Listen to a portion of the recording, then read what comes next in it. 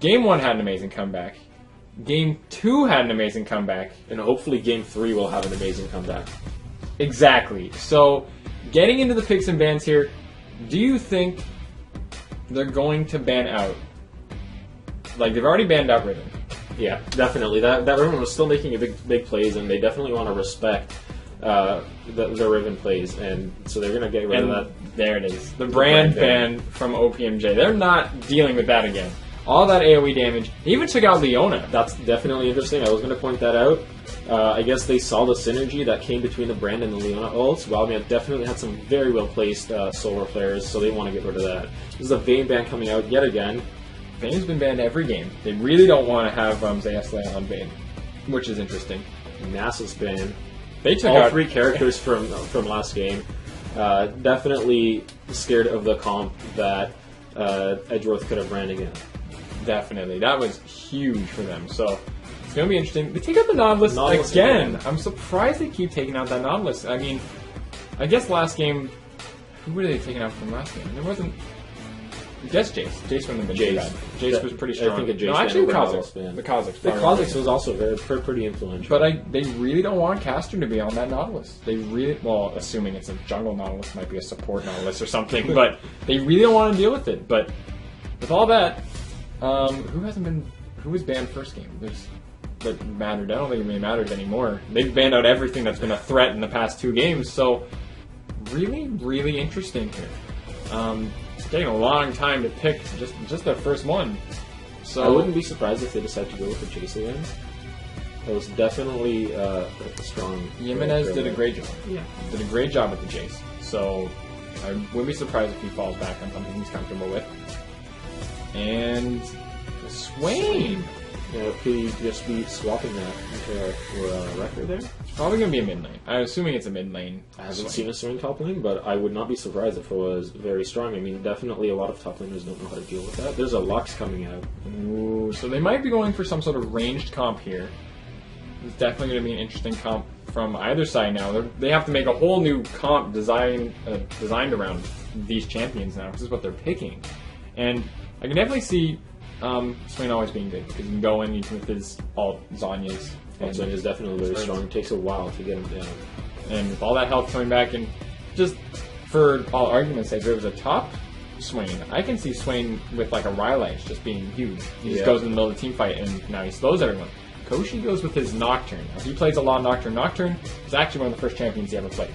Okay. So Sejuani's back.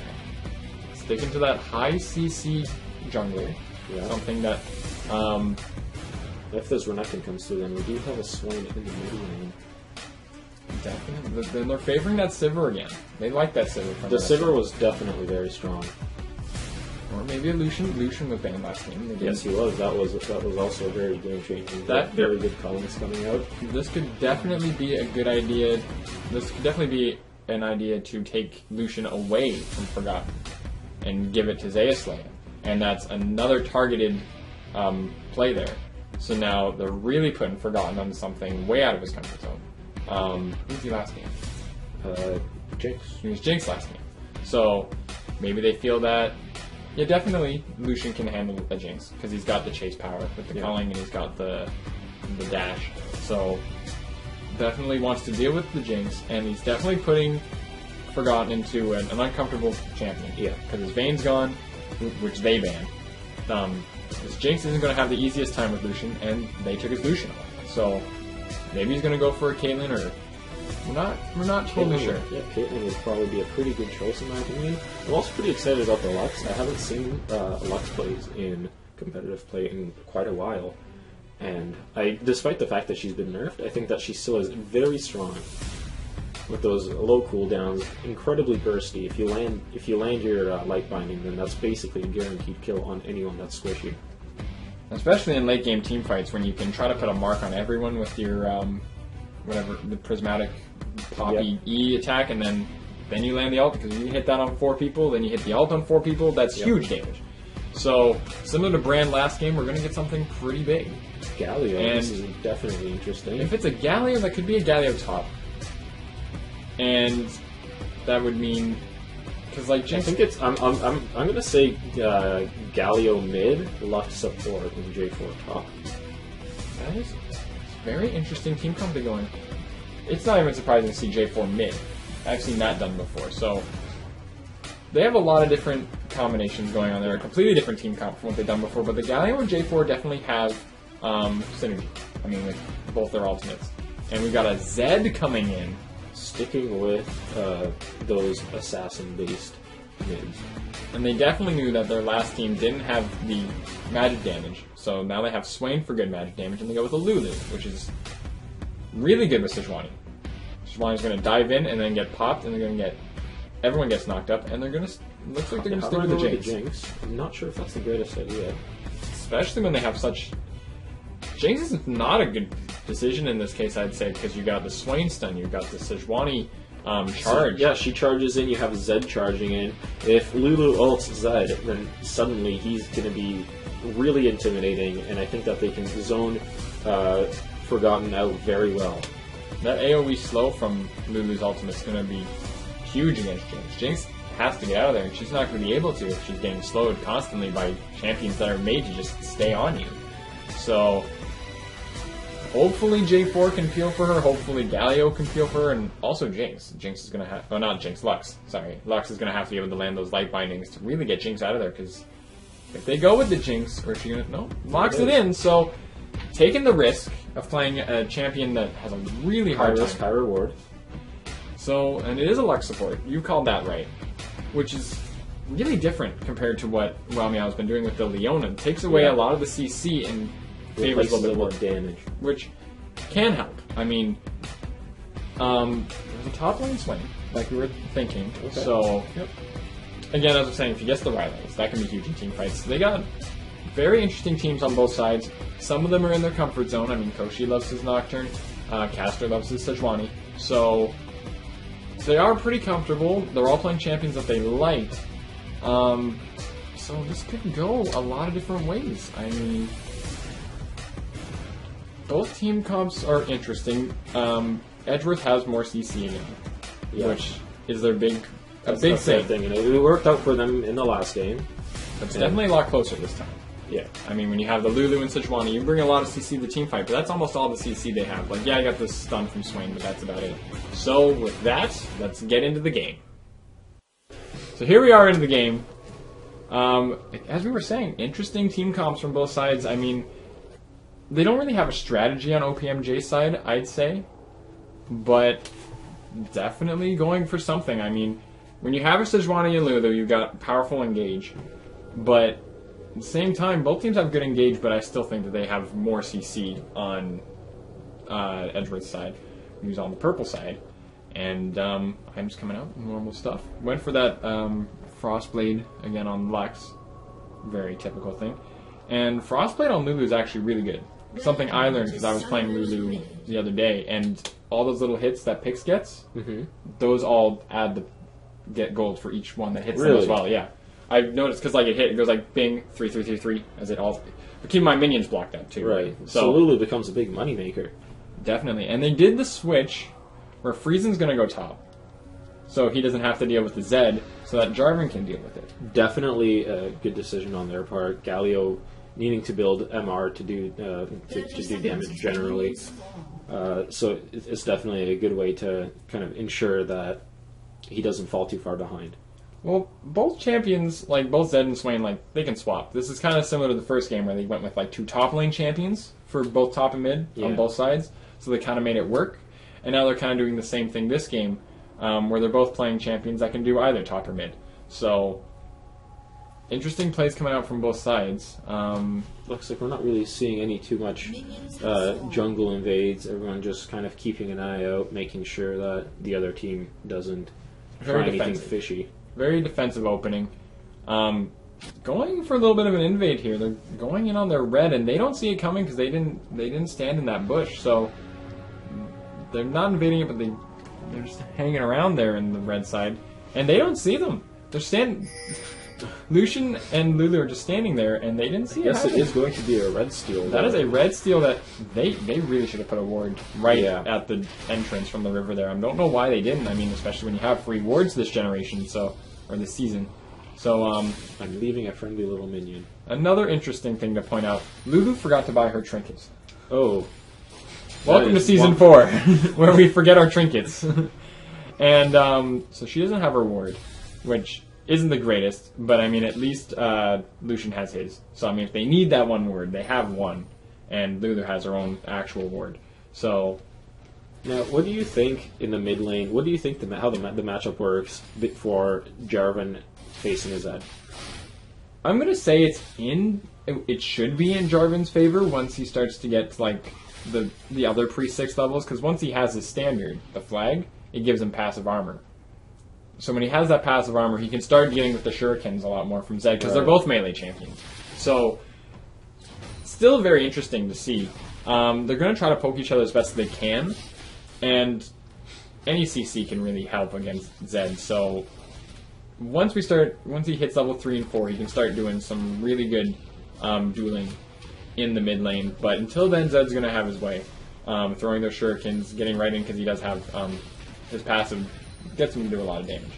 And in the bottom lane, Lucian and Lulu are pushing hard. And as I was talking about, see that CC? Yeah, he can definitely get in. Does a very good amount of damage. Should be scaring back. Ooh, he's getting hit by turret there. That is a lot of poke that came back at him. Yeah, he was trying to fight them under tower, but gets hit with the light binding, and he takes 2 turret shots, knocking him down to about a third of his health. So you gotta be careful with that. And just as I said, lots of damage coming out from the mid lane. Nocturne helped him there, but still, they have a lot of damage for Zed. Zed has a big problem with CC, so when you have Nocturne fearing him, you have Jarvan knocking him up, and he's still hurting him. He decides to stay behind. He should. I really think he needs to be careful here. He's drinking his pots, so he's getting his health back, but still. Jarvan... At the same time, though, Jarvan doesn't have any mana, and I guess he does see that, and he isn't afraid of being dived by Jarvan. But Sejuani coming in. A good dodge there. Sidestepping. Good little double back there. It's going to beat him up, but he's not going to take damage. The thing with the J4 in the mid lane, he's going to be naturally tanky. He doesn't even before he backs and starts working on a Sunfire cape, he's still going to be very naturally tanky. So he's going to be a hard gank until people start buying items. And by the time they start buying items, he's buying items. Yeah. So, still very interesting. This bottom lane's going to go a lot of different ways. Lex is hanging back and wants to land those light bindings, but...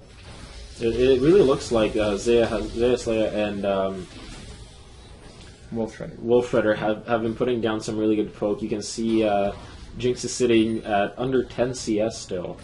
Definitely giving her a hard time there. And 30 CS already from Lucian, so they're doing a great job. And at the same time, Galio is bullying this Swain a fair bit, as he has 30 CS to Swain's 20, or almost 20. So both lanes are bullying each other. Yeah. Each team has a lane that's doing well against the other, so it makes it easier for the junglers. They know which lane needs the help the most. And really interesting to see how it plays out. They land a light binding, and coming up good damage there on Wolf Shredder. And I did just realize the kind of damage that you can put out with the light binding, because you can land the light binding to the zap very easily. Yeah. So they do have good lane power. It's still that late game when everyone's jumping in. Jinx is the odd one out. She can't escape as well as everyone else. So they're gonna have a hard time. She's gonna have a hard time come the late game. That piercing light to the dash. Good damage, but that Lux just turns it around. Early game, Lux definitely has pretty strong poke against someone who has low MR. Such as Zaya Slayer here with Lucian doesn't have that much MR, so the Lux is definitely going to hit him hard. And you know, it just hit me. Do we think Lux is going to build a Rod of Ages? I mean, well, she gets it on Leona. She gets it on Leona, but in my personal opinion, Lux is much better off as a glass cannon than trying to build her in a sustainable way. Definitely for more of an Archangel staff. Archangel staff, yeah, for sure. Coach is going to come in on the Zed here. They're looking for the gank and waiting for... In the top lane, there's another gank going on. They want to shut down Galio. He gets the flash. Galio has no mana to save himself, no money for slow. Looks like he is going to be first blood. Very, very well played from that, and they both got their ganks off, and I didn't see anything happen in the mid lane, but nobody died, so that's all we know about that. I guess maybe they tried the gank. I guess Zed's shadow was off cooldown, so you could just hop out of there. They changed the way the shadows look with the recent nerf, and it's very easy for Zed to have a very in-and-out strategy now. So, very interesting plays coming out, and they have vision of Sejuani there, because Sejuani wants to get in to J4 now. Caster looking for an in. And are they going to go for it? Doesn't look like they are. Jarvan's dueling Zed a lot more than Zed probably wants him to. With that Dragon Strike, really hurts. Just going to have some tower poke here. Oh, almost took a tower shot there. He's just going to kind of try to get Whelmy out the back there. Yeah. So, Lucian is a terror against towers because he's got the double shot. So, he's going to be pushing down turrets pretty hard as long as anyone's there. And he's already pushing down that bottom lane. And Galio's not going to have the same amount of pushing power in the top lane because he's not a Jace. He doesn't have that kind of CC. You know what they didn't ban? They didn't go for it. They didn't ban Rengar. They could have gone for that again because that Rengar worked out really well. Yeah, the Rengar was definitely very strong. I'm surprised that they didn't bring that out. I think the Rengar would have worked quite well against the Swain or the Zed even. So, interesting they didn't go for it. Maybe they didn't realize he wasn't banned, or maybe they just really favored Galio. So, well, it's definitely. I think it's something that caught Edgeworth off guard there with the Galio. Or sorry, OPMJ off guard there. Not a very.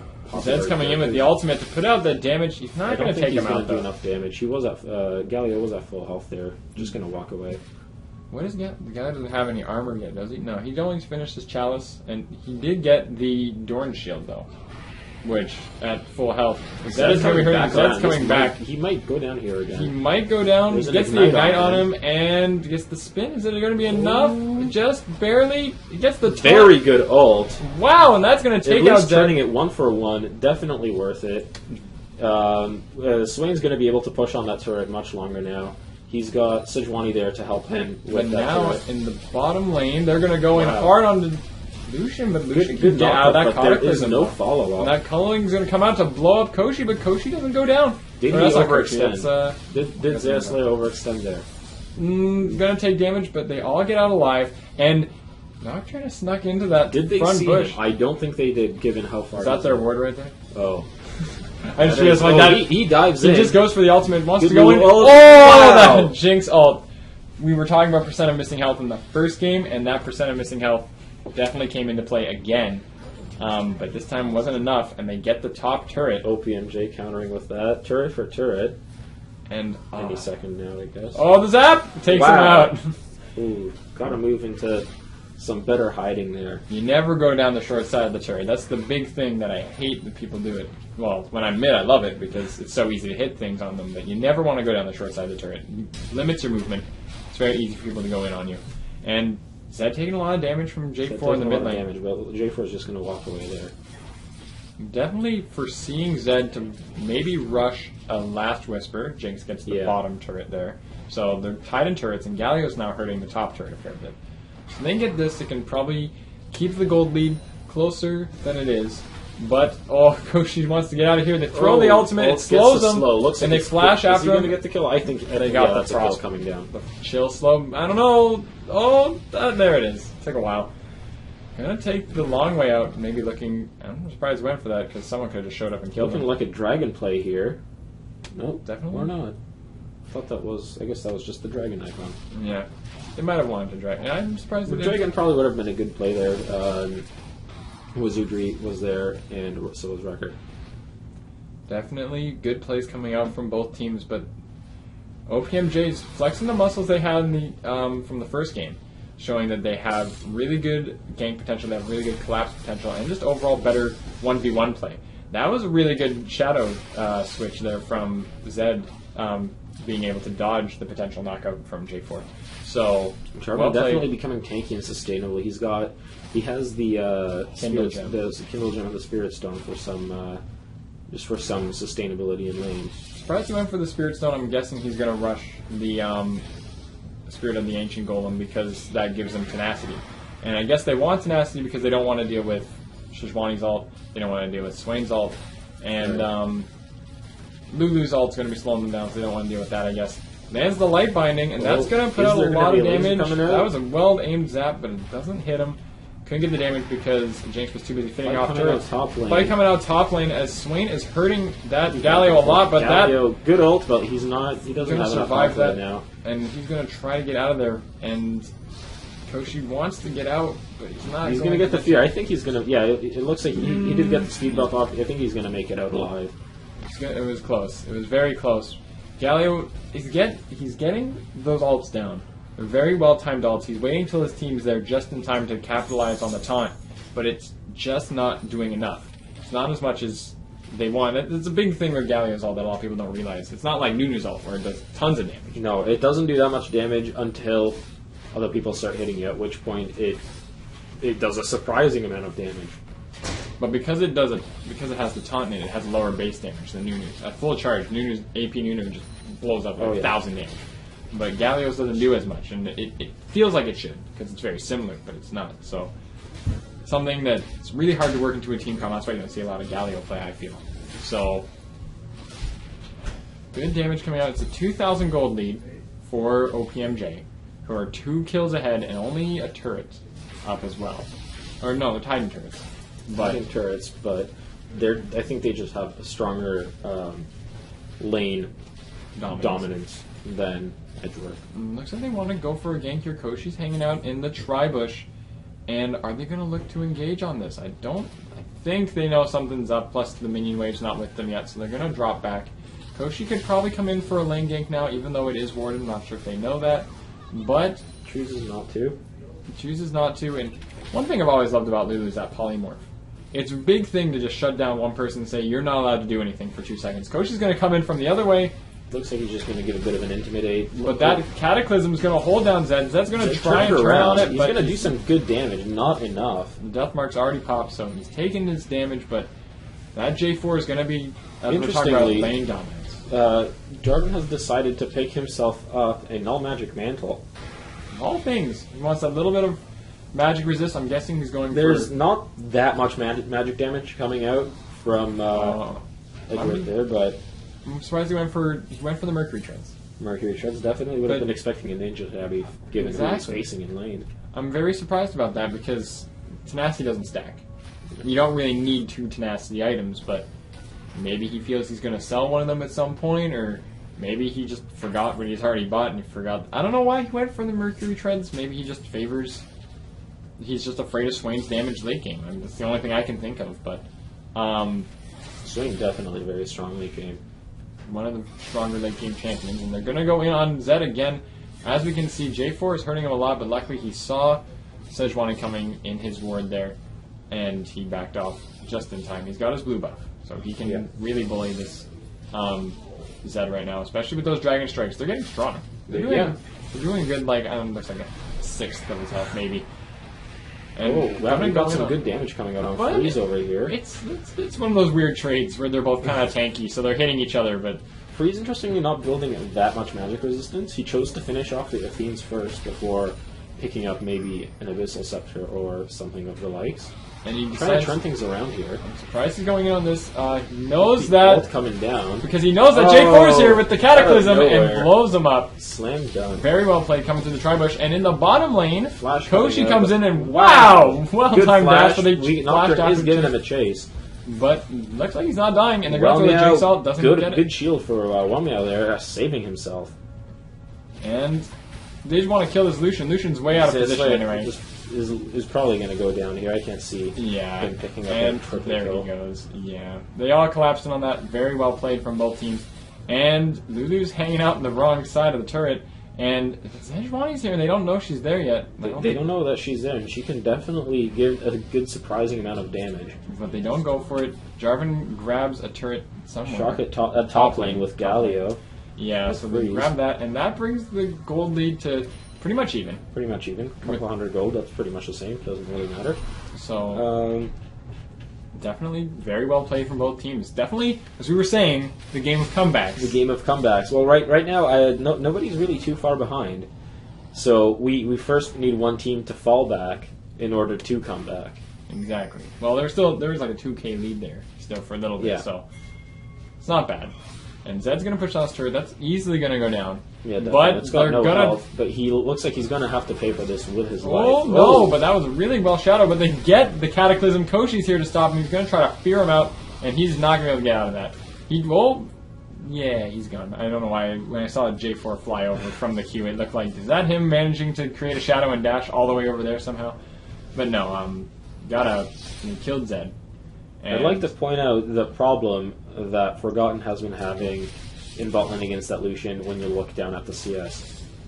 Horrible. 57 to 125. Definitely the Lulu Lucian poke, incredibly strong, giving him a very hard time.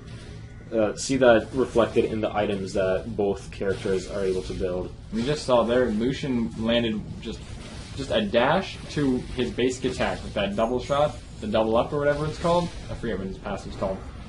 Did a huge chunk of Jinx's health right there. If he was landing a piercing light at the same time, Jinx would be having a bad day. Definitely needs more help from Koshi. There's the turret going down. Welmer trying to save it with his ult, with her ult, but not enough. Final Spark's not enough to be taking out any damage, especially since doesn't have any damage yet. She as well Opted for the null magic mantle. probably going to go for Mercury Treads as well. They know they want the tenacity. I think they've all agreed we need the tenacity. We need to get out of these team fights just as much as we know how to get in them. There's a Culling Forgotten. Gonna block it for him. The shield, but not enough. Piercing Light is enough. Good stun coming there from Swain. In the middle lane, though, gonna blow up Jace with Zed. From J4's Cataclysm, and they're gonna try to push down Sejuani here, but they're not gonna get it. J4, I believe, or Swain got a kill on Nocturne, I think. Yes. Yeah. So very well played from both teams. They're getting these trades, but like all over the map, which is really interesting to see from them. Playing for everywhere. J4 is coming in. Here comes the Galio ult. Flashes in and gets 3-man ult. Gonna blow up a lot of damage. Really Lulu's got low strong health, damage. but it's not enough. It's hard. You don't want to focus on Not support a too lot- much. The not a lot Jinx of follow-up comes damage. in.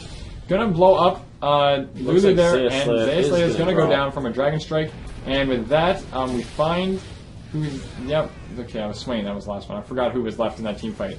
The camera wasn't really in the right place, but yeah, Koshi comes flying in with the what's it called? Paranoia? Is that his ultimate called? Or Eternal Darkness or something? Not sure. I think it's called the Paranoia. No, that might be a sphere. I think Whatever. it's a sphere. But Koshi comes in with his ultimate to come clean up Swain.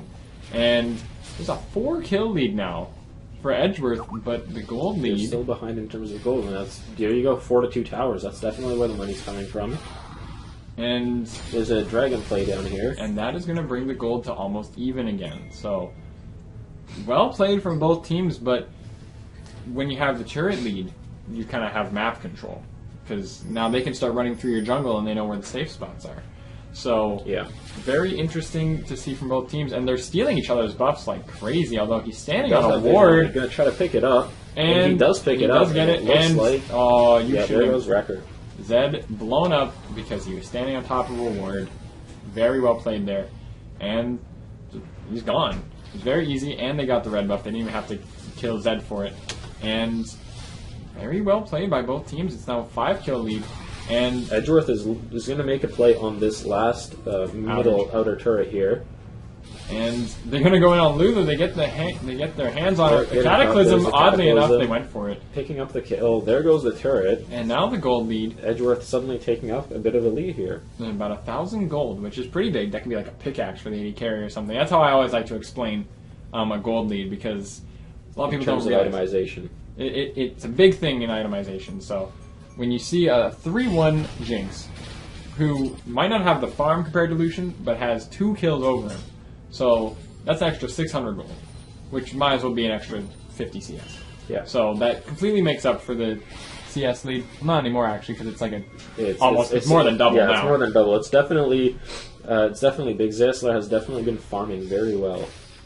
And a lot of AD carries got to focus on that, but Jinx just can't, because Jinx has to be careful about getting dove on. Yeah. So I guess that's what they're having a hard time with. And looking into items here, we still don't have a lot of big items coming out from Galio. He's going to go for the Arcangel Staff, but a huge fight is breaking out in the mid lane. Galio's looking for a good place to use his ultimate, and Zed being forced out, Lulu ultimate on him. Freeze and Chill, I think God Sejuani with a basic attack. Get it, Doesn't land the Chase. Resolute Smite.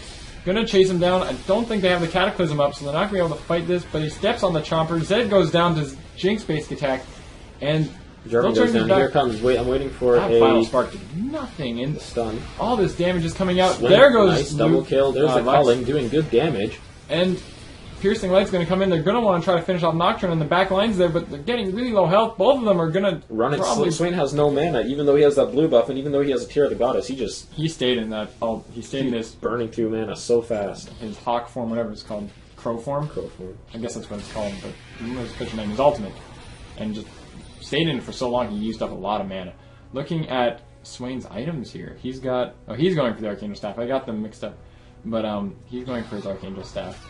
And looking at Galio, Galio's got his Athenes, and he's got the Spirit Visage, which is huge magic resist, which is a decent amount of damage for him too. So, very big. He's also going to be going for Mercury Treads. He's got the No Magic Mantle. Definitely a logical choice. Definitely big builds coming out from both sides. It's interesting to see. The only person on Edgeworth who doesn't have Tenacity is Lux, who's got her upgraded Frostblade, whatever it's become. Or is that fully upgraded? I don't think it is. It becomes like the Frost Queen's staff or something. I don't know the names of all these new items, but I know what it does.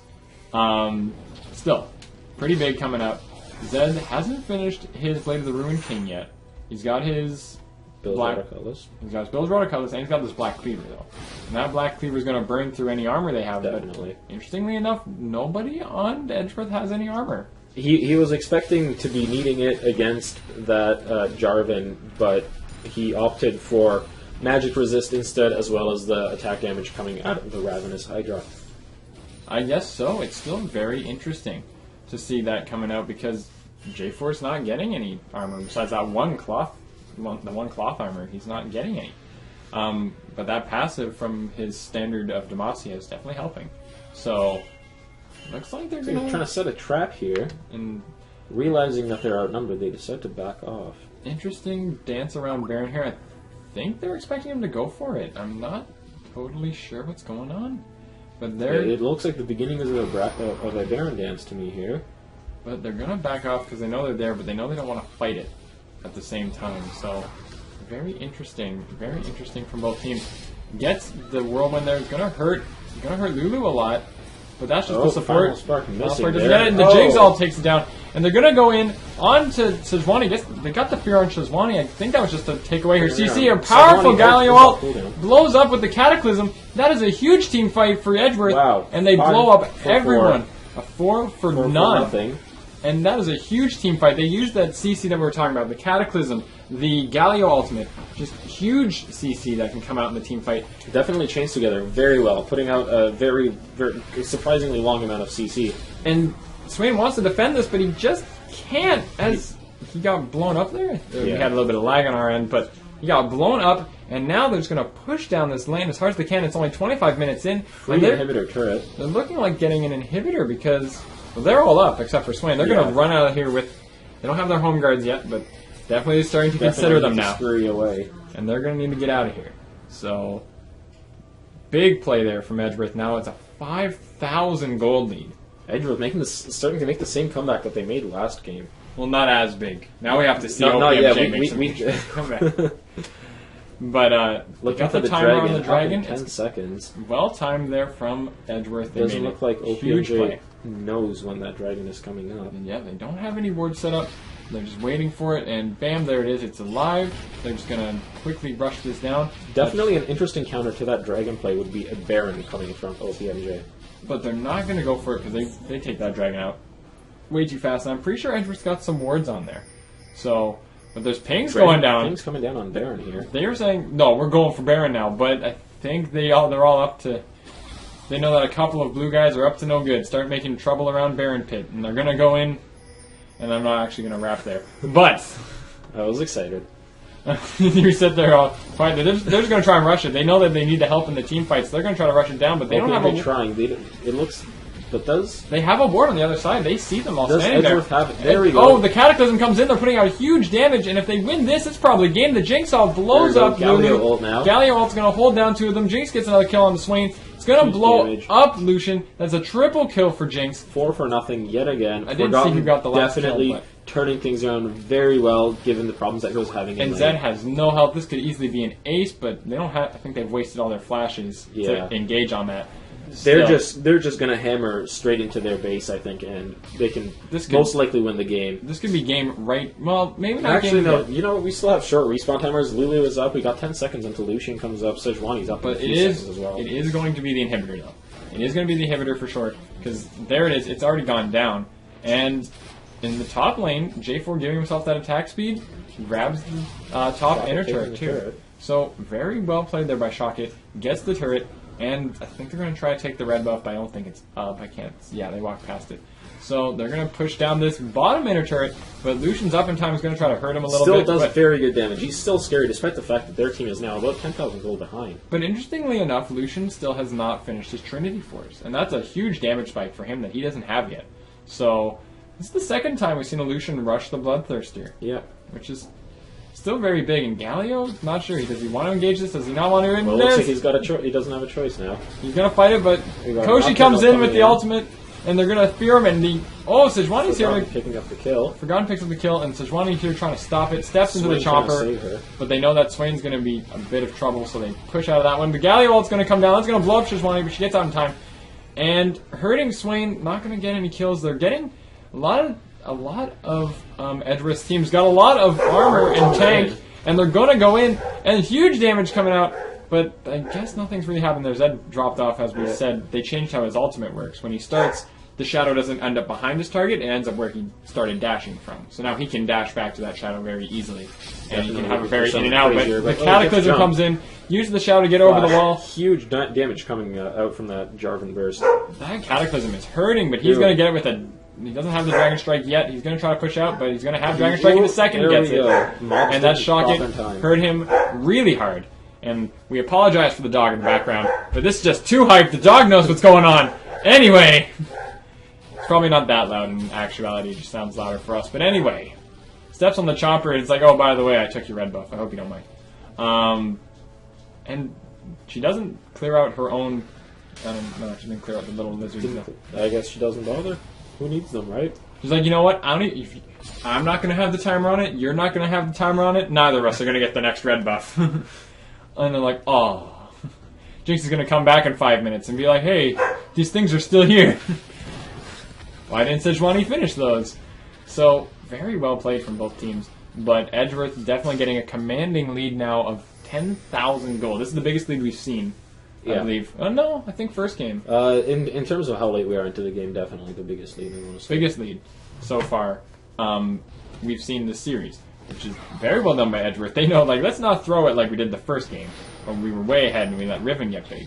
So they're going to clear out this blue buff, and their interesting team comp is working out. I mean, with that Cataclysm and the Galio ultimate, you just... Definitely a very strong CC chain. And it's not so much that it's damage; it's more the fact that it's denying their damage. It's team fight based. It controls what they're able and not able to do, and it makes them not able to put out the damage on who they want to put it out on.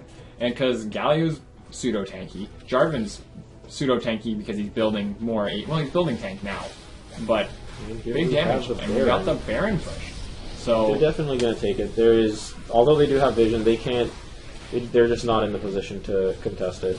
You might try and steal it, though. It's getting health down, OPMJ but just doesn't. OPMJ doesn't have anything. Even Lux, by herself, just like she was with Leona, is really hurting Lucian. Holding off Zaya Slayer there. And Zaya Slayer wants to steal this. Going for the steal. He might get it. I would. Oh, that piercing light's not going to be enough, but gets caught out by the Galio ult. And Koshi dies to Baron, actually, and gives the kill to Slayer. And Sejuani's here to counter this engage from Galio. Definitely took Zaya Slayer is going to go down, though. Zaya Slayer goes down, and they're going to try to turn this back in on him, but Lux realized we didn't hurt that Sejuani all that much. So that's actually going to take out Lux as well. Wow Meow doesn't do the great... Oh, no, she doesn't get out of there. Galio's saving her. Wow, that is Lux's second lucky getaway this game. Very, very interesting Baron dance there. It wasn't really a Baron dance. It was very close. That Baron was, I want to say, sub 1,000 health. Very low health. I'm surprised. I think we saw the smite come out, but Koshi mistimed it. And they tried to get the smite, and Galio turns in on to... who did he go in on? He went on Swain. Yeah. So... Or Lucian. Sorry, it's Lucian. It's very interesting play coming out there. It's huge. So... Looks like this... The inhibitor's back up. So now they have some leverage. If they want to go for Baron, they can try doing a split again, where someone backdoors the inhibitor. Yeah, They can. I think that's really what they need because OPMJ definitely shows that they can hold it off. Those choppers are going to keep. That was a very good peel there from Jinx for J4. Those choppers perfectly covering that little entrance into the jungle there. So kept Sejuani from chasing, and they're going to try to catch out Zed here. J4 comes in, hits him once, final spark, and the Ignite's going to blow him up. Wow, that Zed's not having a good day. I think this is all that Edgeworth needs right now to take that inhibitor and then take the Baron if they would want it. They might be doing exactly what we're thinking about. Or it looked like Koshi might have been going there. They go for the Cataclysm onto Swain. Swain gets blown up. That is their carry down. They're going to go in onto Sejuani. That is a very long tether there from Nocturne. Going to try to kill Sejuani. She's got low health. And the Galio hits... Jinx. Lucian's the only one left. Culling's going to come out, but it's not going to do any damage with all that magic resist that Galio has. He's going to try to get this kill in on him. I'm surprised he's not trying to go for the fountain. He just gives up on that, I guess. Tanky. This is the ace. That's the game. They're going to push down these turrets. Well played from Edgeworth. They know not how to throw a lead. They definitely managed to hold on to it this time. Edgeworth winning the series. Very well played, and they win the series. Very well played from both teams. They got a big scare in the second game, almost throwing it away. And they threw it once, they almost threw it again, and now they've come back and won. Very well played from both teams, and GG. GG.